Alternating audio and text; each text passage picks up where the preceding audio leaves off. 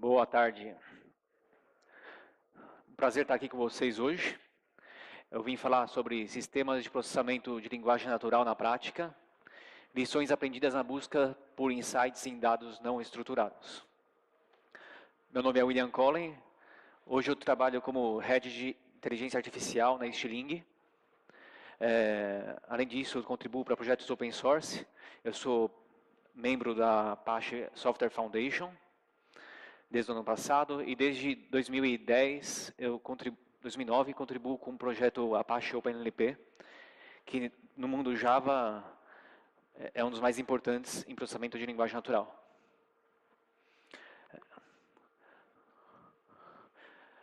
Aqui estão dados de contato, meus e-mails, a apresentação depois eu coloco no slide share, e os códigos exemplos eu coloquei aqui no meu GitHub. A palestra está dividida nesses capítulos aí. Primeiro eu vou fazer uma motivação, explicar por que a gente faz processamento de linguagem natural. Depois eu vou explicar o que é processamento de linguagem natural, como fazer isso em português. Depois eu escolhi um tópico para a gente ir um pouquinho mais a fundo. Depois a gente faz uma apresentação prática, analisando dados reais. Então vamos lá, motivação. Primeiro, alguém aqui já trabalhou ou sabe o que é processamento de linguagem natural? Quem aqui já usou? Tá. Muito legal. Alguém aqui já desenvolveu modelos de processamento de linguagem natural? Beleza. Então, para a gente explicar o que é processamento de linguagem natural, eu gosto de antes contrapor o que é uma língua natural. A língua natural são aquelas que evoluem naturalmente por humanos devido ao uso e repetição, sem planejamento e premeditação. Isso aqui eu tirei do Wikipedia. Significa o quê? Que, por exemplo, a língua portuguesa é uma língua natural, elas têm uma evolução meio que descontrolada, que é devido a diversos fatores. Então, se você comparar como a gente falava na década passada, possivelmente é bem diferente do que a gente fala hoje. Contrapondo com as línguas estruturadas, por exemplo, a língua matemática ou uma linguagem de programação, que são construídas ou formais, como as utilizadas para programar o computador ou a linguagem matemática, essas são as estruturadas, né? Bom, o que acontece? Boa parte do conhecimento humano está em documentos difíceis de serem interpretados por computadores. Bom, hoje em dia não tão difícil assim, pelo menos a gente está digitalizado, está trabalhando em dados da internet, por exemplo, Wikipedia, notícias, redes sociais, dados de reviews de produtos. É aí que está a informação de mais alto valor e mais atualizada, mais do que os dados estruturados que a gente está trabalhando. No entanto, elas têm muito ruído, semântica oculta e a busca nesses dados é ineficiente. E é aí que a gente entra com um processamento de linguagem natural. Alguém ficou perdido? Não, todo mundo entendeu. Muito bom. São essas perguntas que eu tento responder com o processamento de linguagem natural. Aqui eu peguei um exemplo. O que estão falando sobre eleições nos últimos 7 dias? Aqui eu vou arriscar um pouquinho. Eu trouxe aqui uma telinha de um produto que a gente trabalha na empresa, em que eu trouxe aqui deixa eu achar aqui. Eu faço buscas na internet por menções a presidenciáveis e contraponho com tópicos que eles estão falando. Então isso aqui é um tipo de análise que a gente consegue fazer usando esse tipo de tecnologia. Aqui eu não vou arriscar muito, se eu clicar eu poderia abrir bom, eu vou arriscar daqui a pouquinho. Por exemplo, aqui eu estou pegando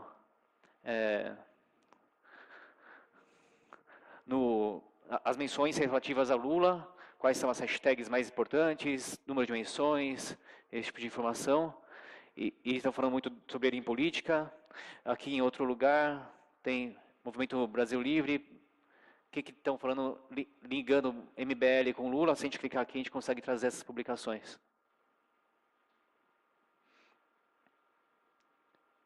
Ok, a internet pode atrapalhar. Eu vou passando aqui, depois eu volto nessa tela. Aqui estão publicações que eu trouxe nessa busca. Aqui eu estou trabalhando com o universo de 9 milhões de publicações, sendo que 355 mil estão nesse intervalo de tempo que eu falei, de 7 dias. Aqui eu consigo ver algumas informações sobre cada post, alguns são de redes sociais, outros são de notícias. Essa visualização aqui é interessante, aqui traz a frequência em que cada presidenciável é mencionado. Lula está sempre ali na frente. Aqui a gente tem um caso interessante, eu vi aqui esse salto de Joaquim Barbosa, por exemplo. No dia 8 de maio, ele veio lá de último colocado dessa listinha para terceiro.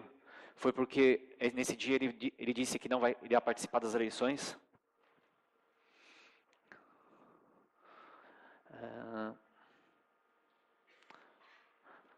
Aqui eu trago para vocês uma outra análise que a gente vai desce um pouquinho mais o nível dentro de termos que cada um que se fala em torno de cada um dos candidatos. Por exemplo, Bolsonaro, segundo turno, Michel Temer, MDB, são os termos mais frequentemente vistos junto com esse candidato, com cada um dos presidenciáveis. Aqui eu trago também um ranking de influenciadores, por exemplo. Quais são as pessoas que mais falam desses caras? Bom, vou voltar aqui para a apresentação.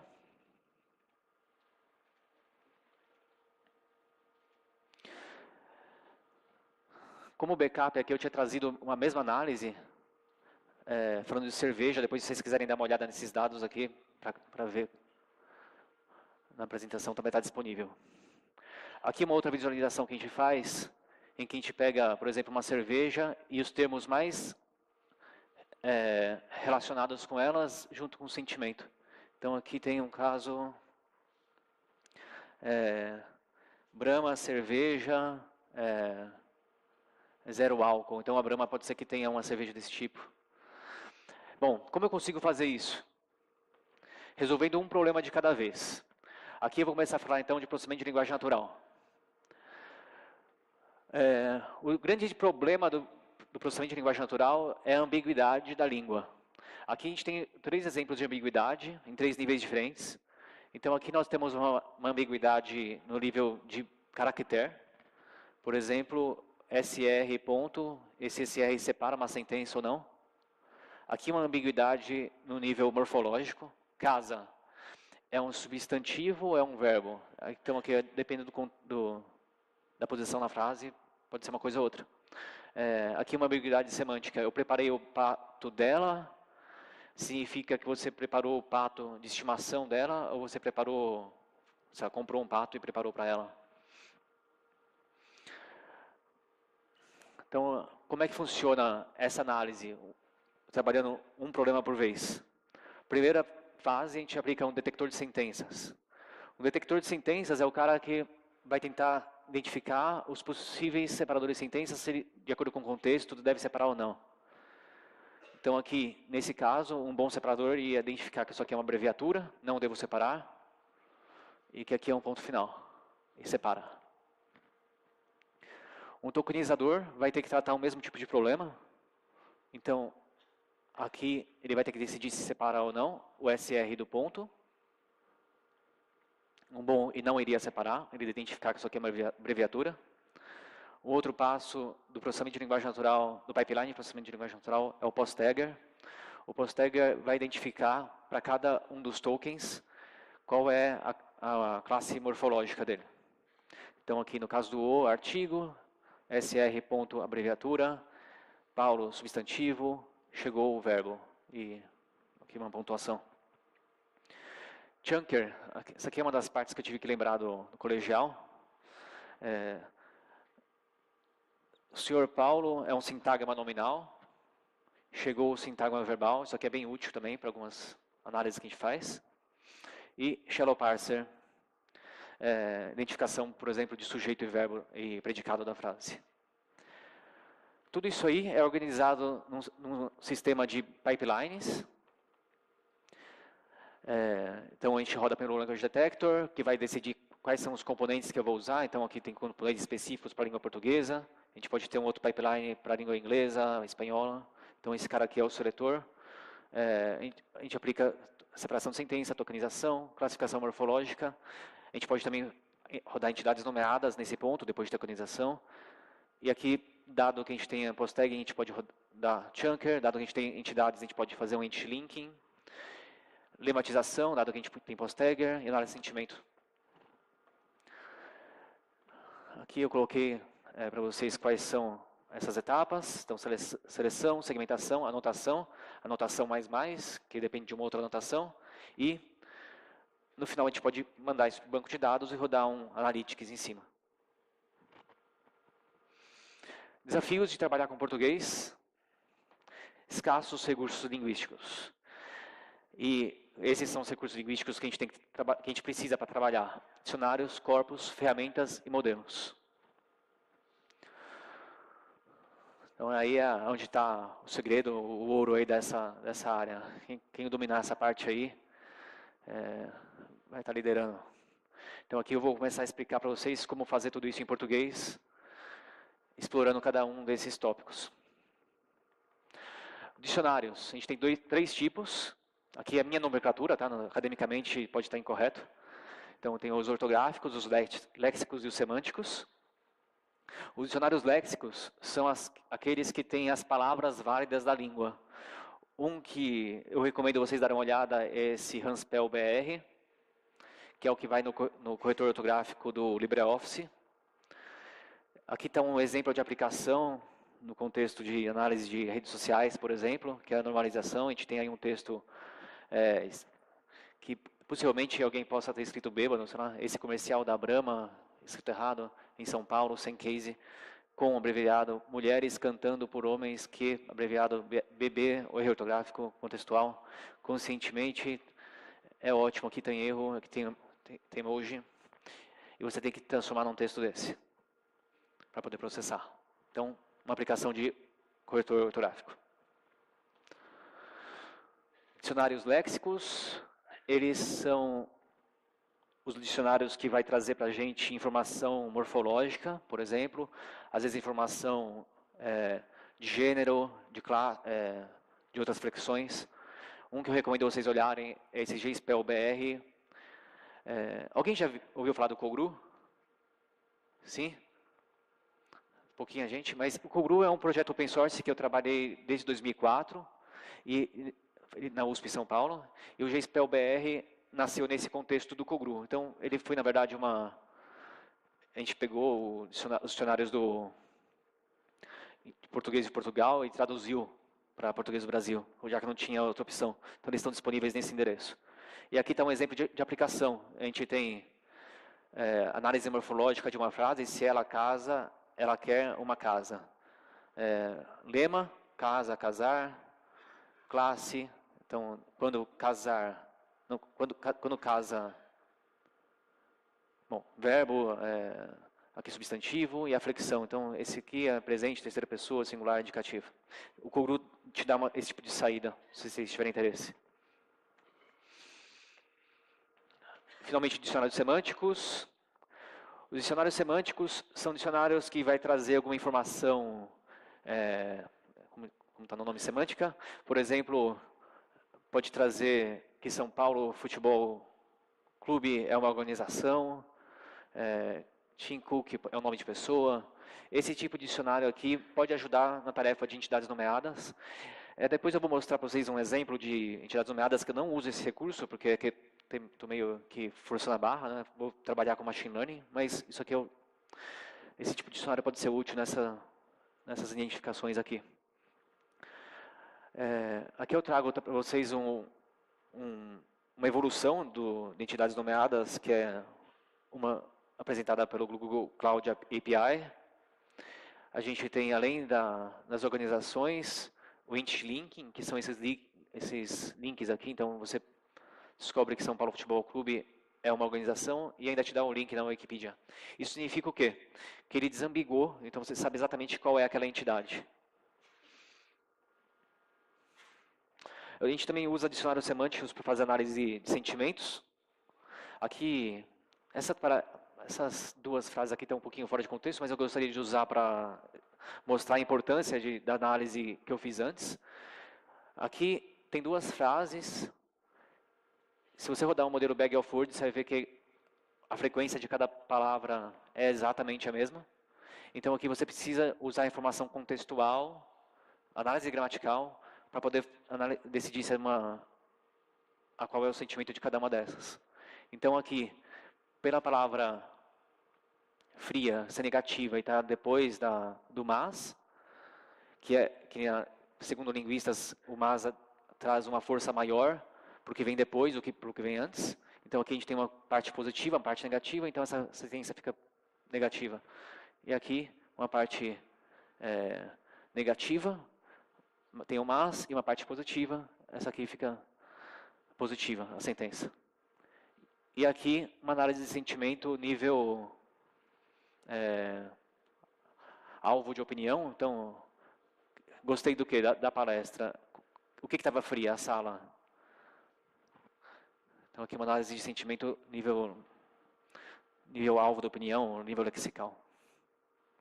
Quem é que se beneficia desse dicionário? São esses módulos. Então, Language Detector precisa de você pode usar um dicionário de palavras existentes de cada língua para fazer isso aqui. Tokenização, você pode usar esse tipo de recurso. Post-tagging, Namefinder. Cada um desses módulos. Bom, agora eu vou falar de corpus. Corpus também dividi em 3 tipos: o corpus não anotado, o corpus de documento, com anotações nível documento, e corpus com anotação nível token. Corpus com anotações corpus não anotado, eu trouxe aqui como exemplo o Wikipedia. Eles servem como exemplos de uso da língua. Então, serve, por exemplo, você rodar um Word Embeddings. Você pode criar de uma forma simples, usando crawler de notícias, ou coletando tweets, coletando menções, sei lá, no Facebook. E vocês podem acessar um corpus aberto livre no Wikipedia Dumps. Aqui tem um lugar que você pode fazer download do HTML, você extrai e usa. Corpus com anotação nível documento. Os corpus com anotação nível documento são assim: a gente tem um exemplo de documento da língua e uma anotação.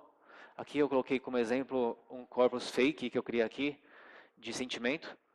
Então, eu curti, classificado como positivo. Eu bebo todas e adoro, positivo. Ressaca braba, com esse cerveja de milho, negativo. Mano, essa serva tá quente, negativo.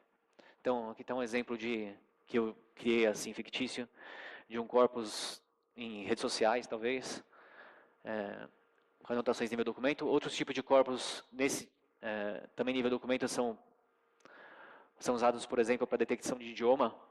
A gente tem pares língua-documento. Tem alguns que eu já vi, por exemplo, usado na área médica. Você tem um laudo médico e uma classificação se aquela pessoa posteriormente foi diagnosticada com câncer ou não. Aqui é uma tela da Sling, onde a gente consegue criar anotações desse nível. Então, a pessoa vai lá olhando os documentos e vem aqui conferindo e reclassificando eles. Quanto ao sentimento, quanto ao gênero, etc. Então, é uma forma de criar corpos, você delega ao usuário essa criação. Finalmente, o corpus nível token. Aqui, não sei nem se dá para ler, mas está um exemplo desse tipo de corpus. Aqui eu peguei um corpus chamado Summit, produzido pela PUC Rio Grande do Sul. Nele a gente tem informações de diversos níveis. Por exemplo, aqui tem uma frase: a equipe de Peter Savolen, do Instituto Real de Tecnologia de Estocolmo, Suécia, constatou que a diversidade genética era maior entre os cães do leste europeu. A gente tem o lema, então A, lema O, era, lema ser, Temos classificação morfológica, era, verbo no infinitivo, verbo, artigo. Outra informação muito interessante que esse cara traz são entidades. Ele agrupa as entidades e marca aqui o tipo. Então esse aqui é um cara que a gente pode usar para treinar um classificador de entidades nomeadas. A gente pode pegar um cara daquele e colocar numa visualização melhor. Então aqui está um exemplo de corpus anotado com entidades. Então organização aqui, local Austrália, na semana passada, tempo. E a gente usa esse tipo de informação para treinar um tokenizer, um post-tagger, um chunker, namefinder, lematizer. Próxima etapa, próximo recurso que é importante a gente trabalhar são as ferramentas. A gente divide hoje em 2 grupos, as ferramentas de Machine Learning mais Deep Learning e as ferramentas de Deep Learning. Eu trabalho mais nessa vertente aqui, por enquanto, pelo menos. Eu trouxe aqui alguns exemplos. Em azul são os que eu mais domino, o Apache OpenNLP e o Cogru. O Stanford NLP também existe, mas ele é muito bom, mas pelo que eu sei não tem modelos para português. O Apache OpenNLP e o Cogru já trabalham com português, com modelos treinados para a nossa língua. O NLTK e o Space no mundo Python também são ferramentas que conseguem trabalhar com português. Elas são centradas em Machine Learning, mas podem usar Deep Learning em algumas partes específicas. Se não me engano, o Space já está trabalhando com alguns módulos puro Deep Learning também. No caso aqui eu coloquei, por exemplo, que o OpenNLP, que é o que eu trabalho, ele pode usar features vindas do mundo Deep Learning para aprimorar alguma coisa. Então a gente pode usar Word Embeddings como features. Aqui está um exemplo de uso do Cogru, só para vocês terem uma olhada como é simples usar. Nessas 2 linhas iniciais a gente instancia o Cogru, passando qual é a língua e cria um pipeline. Pipeline é aquele, tipo aquele que eu mostrei nos slides anteriores. Aqui a gente cria um documento, passando um texto para analisar, chama o pipeline, o analyzer que eu criei aqui em cima. E aqui embaixo, todos esses fors aqui, é como você itera nas anotações do documento. Então só essa parte aqui é como você roda o pipeline e aqui como você acessa as informações de anotação. É bem simples de usar. No mundo do Deep Learning, eu não vou me aprofundar muito aqui, até porque teve uma palestra muito legal hoje de manhã do Juliano, falando sobre isso. Mas a gente tem TensorFlow, Apache MXNet, no mundo Java a gente tem o Dali4j, e temos também o PyTorch. Finalmente, a gente precisa também de modelos. Os modelos eu divido em dois tipos, os modelos de prateleira e os modelos tailor-made. Modelos de prateleira, a gente tem os do Cogru, os OpenNLP, o NLTK também tem alguns modelos feitos para a língua portuguesa, eles são bons baselines e servem para, talvez eles sejam muito úteis para vocês trabalharem com as etapas do pipeline que não são o alvo do seu produto. Então, você pode usar isso para detecção de sentença, tokenização, entidades nomeadas, sempre avaliando se eles estão funcionando bem naquele contexto. Por outro lado, nós temos os modelos de prateleira, os modelos tailor-made, são os modelos treinados com o dataset que vocês têm. Então, eles são feitos sob medida, de acordo com o contexto que vocês estão trabalhando. Então, aí estão os recursos que a gente precisa. E aqui é a parte em que eu vou me aprofundar um pouquinho mais, como criar modelos customizados para máxima eficácia. Então, a gente está entrando aqui nessa parte um pouco mais a fundo. Então, aqui eu vou falar do ciclo de desenvolvimento de um modelo de processamento de linguagem natural. A gente vai criar um modelo de entidades nomeadas para notícias. Aqui, esse ciclo funciona assim. A gente pega um corpus baseline, o corpus está disponível, é aberto, cria um modelo baseline, e depois fica iterando num ciclo de avaliação, anotar mais dados, engenharia de features e criação de modelos. Aqui, para exemplificar, eu peguei um corpus chamado Amazônia. É um corpus que está disponível nessa URL aí. É um corpus criado nos anos 90, a partir de... acho que isso aí, na verdade, ano 2000, a partir de posts de um blog chamado Mundo. Bom, desculpa, não vou falar, porque eu não lembro direito, mas são textos de blog. E é um corpus não revisado. Então, ele foi anotado automaticamente por uma ferramenta, não teve revisão manual. E vou usar também o Apache OpenLP, que eu baixei desse endereço aqui. Primeiro passo, eu dei aqui uma olhada como é que funciona esse corpus. Ele tem uma anotação tanto quanto complexa. E o que me interessa são essas anotações aqui, que está marcando as entidades nomeadas nesse texto. Aqui está como a gente usa o OpenLP para fazer esse treinamento. Esse corpus aqui, ele tem esse formato árvores deitadas, esse formato aqui chama árvores deitadas.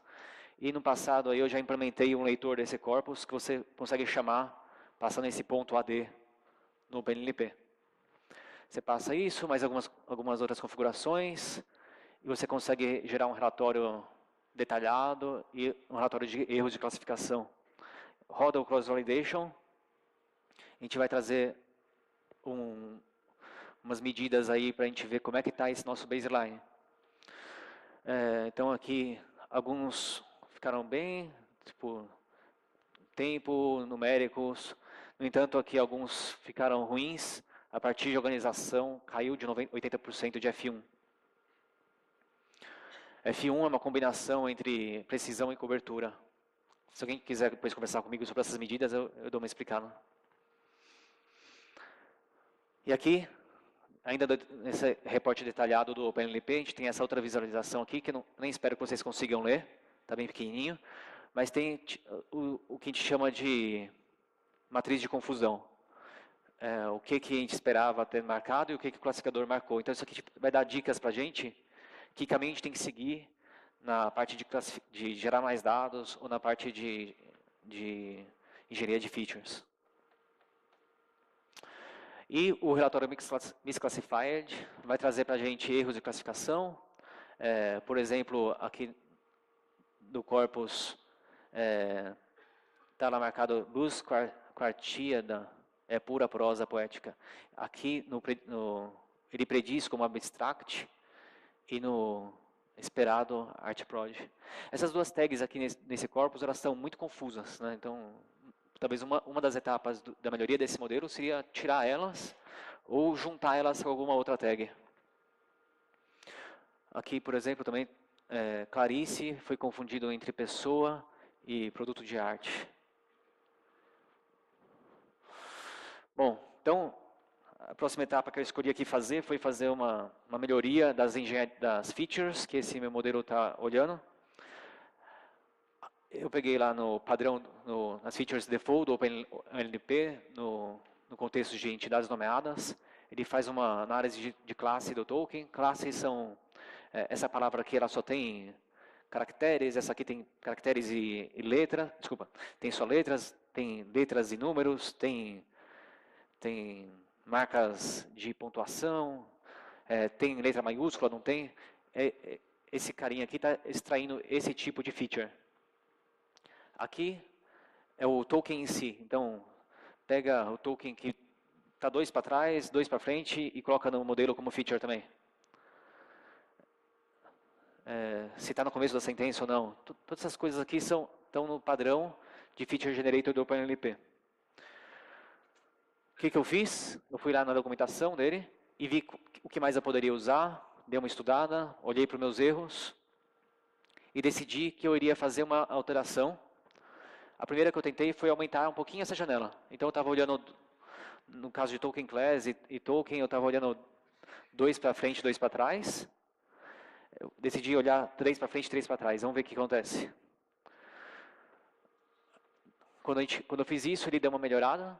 Então subiu de bem pouquinho, né, de 81,79% de F1 para 82%.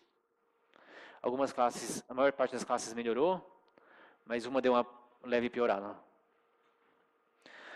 Depois disso, eu fui lá e falei, vou tentar mais duas coisas aqui diferentes. Peguei esse tipo de feature, que é o Brown Cluster.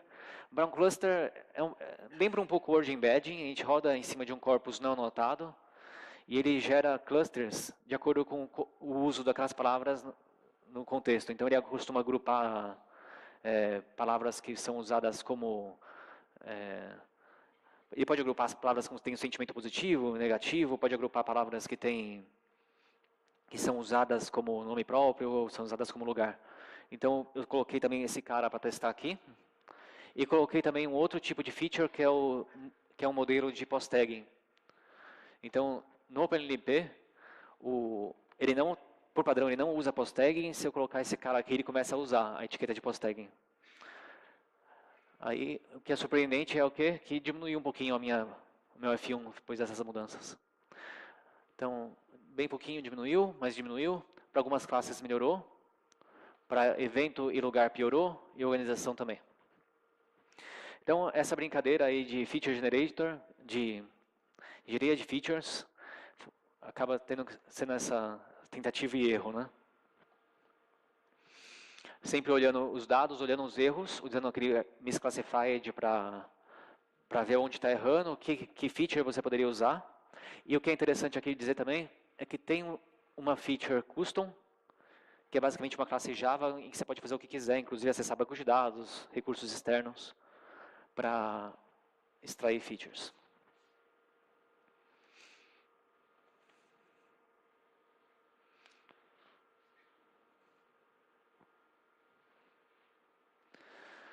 Então, aqui, uma outra etapa é notar mais dados. Então, eu pego aquele modelo que eu criei, pego um corpus real do meu contexto, rodo ele, marco as entidades que estou encontrando, passo para uma equipe de crowd tasks, crowdsourcing, ou para uma equipe interna de anotação, e eles conferem e anotam os erros, e a gente repete todo esse processo de engenharia de features e testes. No fim, a gente cria um modelo para fazer a homologação.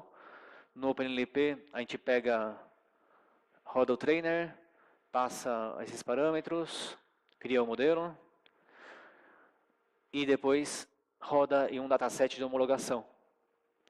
Esse dataset de homologação tem que ser textos do seu domínio de interesse, mas não podem fazer parte do corpus de treinamento.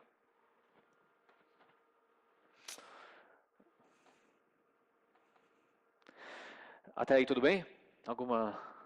Vocês já tinham visto descer nesse nível? Alguém já tinha feito um treinamento desse jeito? De um modelo? Não? Tá. Então, isso aqui, só voltando aqui um pouquinho, por que é importante, né? Por que é muito importante vocês não usarem, modelos de prateleira, usarem modelos tailor-made na aplicação? Por quê? Porque o modelo ele é altamente contextual. Depende muito do corpus de treinamento. Quando você baixa o OpenLP e pega o modelo padrão, ele foi treinado exatamente com esse corpus que eu mostrei. Então, ele tem várias deficiências. Ele serve, no máximo, como um bootstrap para vocês. Não serve como um produto final. Então, muita gente vai lá e testa um modelo de machine learning e fala, poxa, isso aqui não presta, não funciona. Na verdade, presta sim, é você que não customizou ele para o seu domínio. Deixa eu dar uma olhadinha aqui numa coisa rapidinho.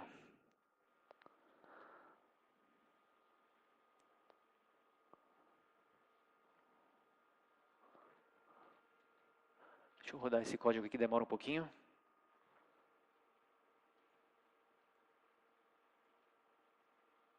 Tá. Bom, finalmente, como juntar tudo isso? Ou eu fiz uma brincadeira aqui, como processar a internet. Então aqui eu estou entrando nesse último capítulo da minha apresentação. Aqui eu vou pegar esse pipeline que eu mostrei para vocês agora no começo da apresentação e vou instanciar ele, colocando o nome nas caixinhas, em uma aplicação. A gente tem um data source, que é uma fonte de dados. Aqui a gente pode usar alguma ferramenta para fazer para mandar esses dados para um pipeline. Esse pipeline, nessa demonstração, eu implementei usando Apache Flink, que é uma ferramenta de streaming. Esses bloquinhos aqui, eu estou usando Apache OpenMP.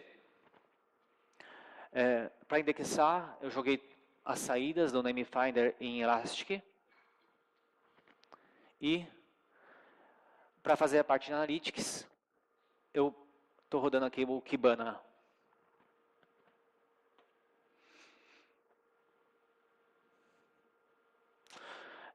Aqui está o código dessa demonstração. Está lá no GitHub.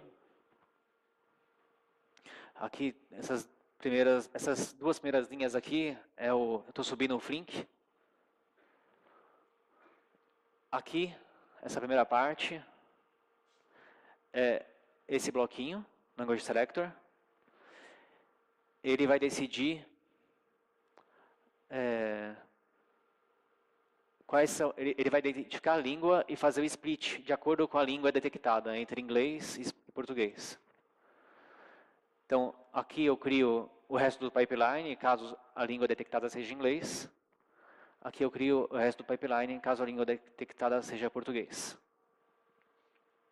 Então, esse código aqui, nesse exemplo que eu estou rodando, em background, ele está pegando todas as notícias sobre os presidenciáveis dos últimos 30 dias e gerando uns gráficos aí pra gente.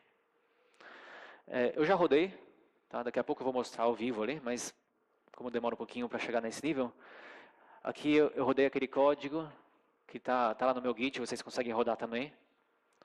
Ele pega aqui as pessoas citadas nesses documentos. A mais citada no geral aqui foi o Luiz Inácio. Tem aqui Michel Temer, presidente Michel Temer. Aqui eu não estou rodando uma correferência, um agrupamento de termos, por isso ele acabou gerando esses dois aqui. Nesse corpus que eu treinei, presidente dá também considerado um tipo de pessoa, né? Então, apesar de no seu nome, no texto ele é uma pessoa. Ciro Gomes, etc. Aqui no Tag Cloud, aqui a contagem de tags. Fiz uma coisa bem simplesinha aqui só para demonstrar.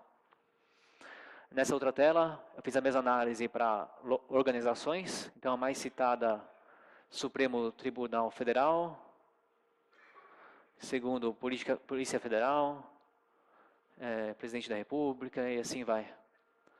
Aqui ele está mencionando que, por essa caixinha estar pequenininha, ele pode ter cortado algumas coisas. Acho que ele cortou o Supremo Tribunal Federal aqui dessa visualização. Próxima parte, localizações. As mais citadas são São Paulo, seguido de Rio de Janeiro, Estados Unidos, Minas Gerais. Deixa eu voltar aqui, vamos ver se já está rodando. Eu deveria ter começado um pouquinho mais cedo. Acho que já começou. Então, quando vocês estiverem rodando aí na casa de vocês, vocês vão ter uma telinha assim, que inicialmente vai estar vazia, mas daqui a pouco ela começa a ser popular com os resultados. Vamos ver se já começou a vir alguma coisa. Ainda não, daqui a pouco eu vou deixar depois isso aqui aberto, vai começar a aparecer.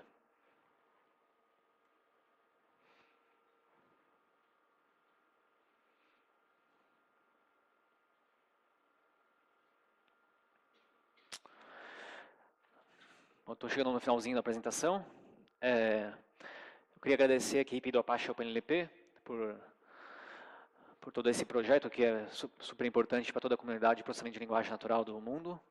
Então, o projeto é formado por essas pessoas, que são os committers ativos, distribuídos no mundo todo. Então, Estados Unidos, Alemanha, Japão, aqui é outro brasileiro que também contribui. Queria agradecer também a Stiling por ter contribuído tanto com aquelas visualizações que eu mostrei no começo. A gente está contratando pessoas, então quem tiver interesse pode falar comigo. E também estamos abertos a parcerias. E é isso. Muito obrigado. Estou aberto a perguntas.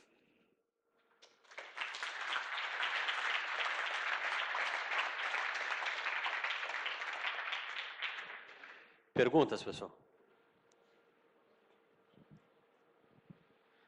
Perguntas? Não? Aqui.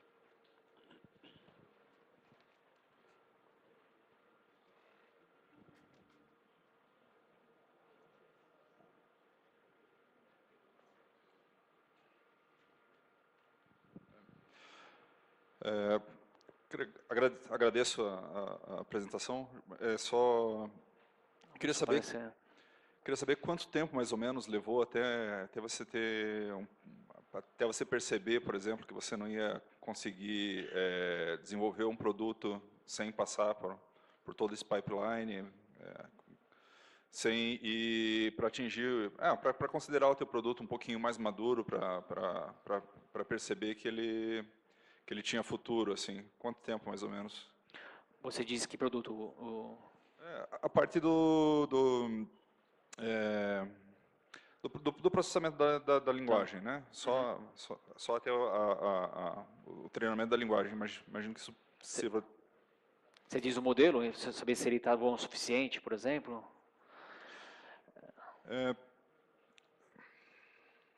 Como é que eu explico? Tá. Mas a parte do processamento da linguagem, até você chegar no momento que você diga, eu estou conseguindo processar uma linguagem, consigo isso aqui é autossuficiente para atender outros produtos, para que eu consiga isso. Sim, então, quando a gente começa a fazer um trabalho desse para um cliente ou interno, a primeira coisa que a gente faz é criar um dataset de homologação. Então a gente trabalhando, por exemplo, com entidades nomeadas em notícias, para presidenciáveis. Eu pego isso aí, faço uma análise manual, pego os modelos que eu tenho, rodo ali e vejo como é que está. Está bom o suficiente ou não?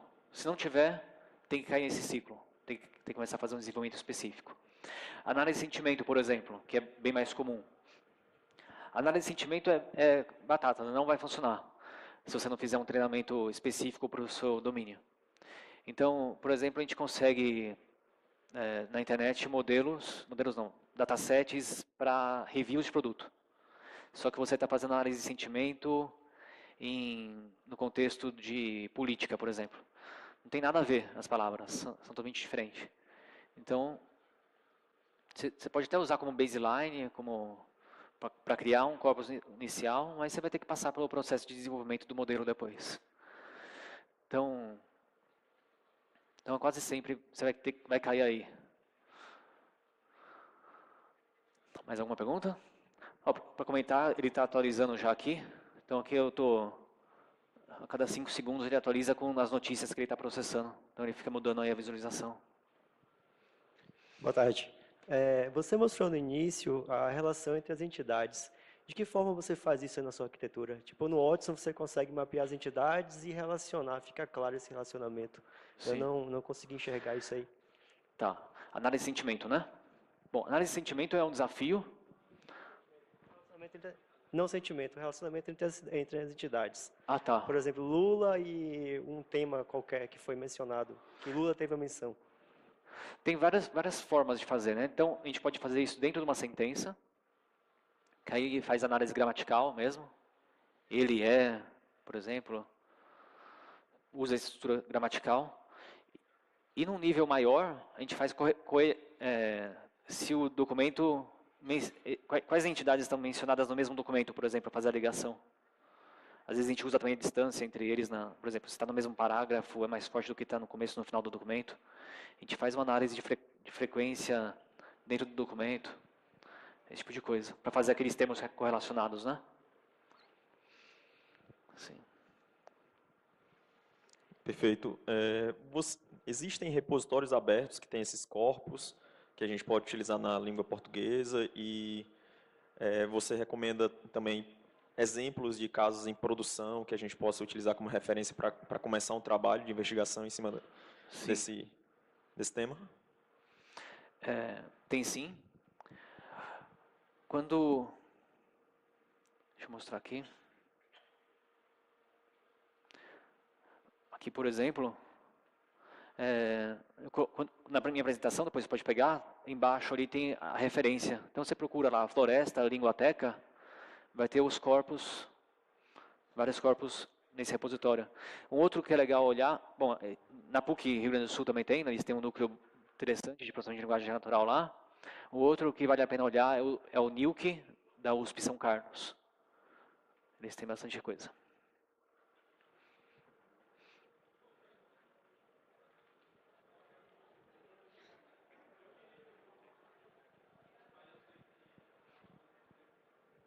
Boa tarde, ou boa noite já, né? Boa tarde ainda, quer dizer. A minha dúvida é em relação se o processo que você mostrou para a gente de análise, né, enfim, pode ser utilizado em outro tipo de domínio, por exemplo, Copa do Mundo. Se é facilmente, e se a gente pode adaptar isso facilmente para outro tipo de domínio. Sim, sem dúvida, né? Então, esse ciclo que eu mostrei aqui de desenvolvimento de corpos não, de modelo, é só trocar o dado.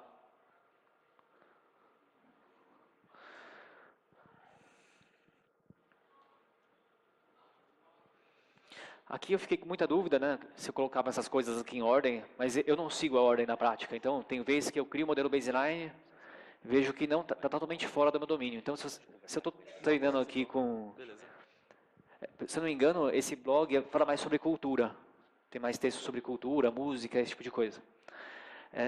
Rodar com Copa do Mundo não vai funcionar. Então, você pode pegar isso como baseline, pegar notícias sobre Copa do Mundo, rodar esse modelo, ele vai te dar umas anotações erradas, você usa uma ferramenta de anotação, corrige e retreina. Você pode ficar nesse ciclo. Uma estratégia é você pegar o corpus Amazônia, por exemplo, e apendar o novo e ir crescendo. Uma outra é você tirar a Amazônia e começar o novo do zero. A minha sugestão é você fazer os dois. Então, vai apendando. No final, você tira o bootstrap e deixa só o seu. William, tem mais algumas perguntas aqui, despertou bastante interesse no pessoal. Eu sugeri que eles conversassem com você logo após o término. Muito obrigado. William. Obrigado pela participação. Obrigado, pessoal.